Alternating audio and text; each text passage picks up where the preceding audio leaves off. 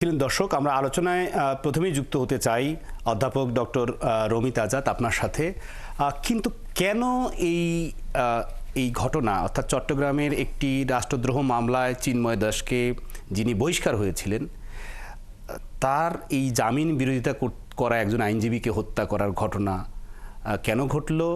এমনকি বাংলাদেশের এই ঘটনা প্রবাহ ভারতীয় গণমাধ্যমে যেভাবে প্রতিবেদনে আমরা দেখছিলাম উপস্থাপন করা হচ্ছে, উদ্দেশ্য কি? বিসমিল্লাহির রহমানির রহিম। প্রথমে আমি শহীদ সাইফুল আলম আলিফ ওনার রুহিয়ার মাগফিরাত কামনা করছি। একই সাথে স্মরণ করছি আমার অনেক ছাত্র যারা শহীদ হয়েছেন 24-এর গণ আন্দোলন।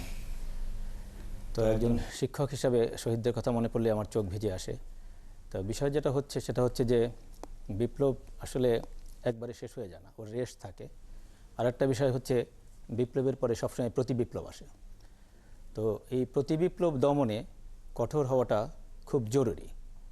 আমি জানি না আমাদের বর্তমান সরকার বিষয়টি নিয়ে কীভাবে ভাবছেন বা কীভাবে আগাচ্ছেন, তবে আমাদের আস্থা রয়েছে আমাদের বর্তমান সরকারের মাননীয় প্রধান উপদেষ্টা, যিনি কোনো সাধারণ মানুষ নয়, তিনি একজন নোবেল বিজয়ী ব্যক্তি এবং আন্তর্জাতিকভাবে তিনি অত্যন্ত জনপ্রিয় এবং অত্যন্ত প্রভাবশালী একজন ব্যক্তি, এবং ওনার জ্ঞানের কোনো তুলনা হয় না। ওনার এটা বিচার করার মতো জ্ঞান বুদ্ধি আমার নাই। তো আমি একটু আগে অনুষ্ঠানে আসার আগে স্ক্রলে দেখলাম গণমাধ্যমে যে আমাদের মাননীয় প্রধান উপদেষ্টা বলেছেন যে এই সব বিষয় মোকাবেলা করতে জাতীয়ভাবে ঐক্যবদ্ধ থাকতে হবে। এখন যে ঘটনাগুলো ঘটেছে এটা নিঃসন্দেহে দুঃখজনক। আমি তার আগে বলবো যে আমাদের বাংলাদেশ এটা একটা সম্প্রীতির দেশ।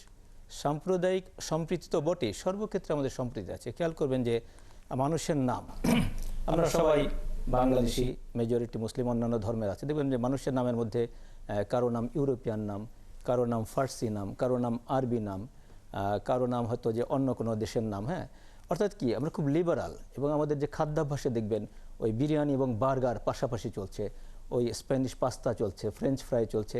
অত্যন্ত চমৎকার সম্প্রীতির একটা দেশ, একটা লিবারাল চিন্তাভাবনার দেশ আর কি। এই দেশে এই ধরনের ঘটনা সত্যি দুঃখজনক।